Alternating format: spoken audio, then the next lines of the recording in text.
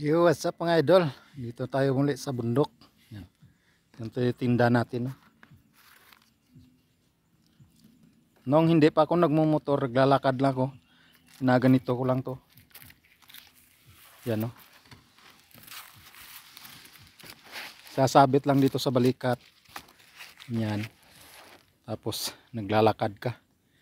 Umpisa aga, umaga hanggang maghapon. Ganun kahirap. Noon wala pa akong motor. Pero ngayon medyo sa tagal ko nang nagtitinda nito, halos magdalawang dekada na. Hindi ko na kayang maglakad ng matagal. Masakit yung paa ko. Mabigat nito eh. Siguro na sa mga 15 kilos. 15 to 20 kilos. Ganon siya. Para na rin isang sakong simento. Ganon kahirap. Yan dito sa bundok ko. Go mga idol.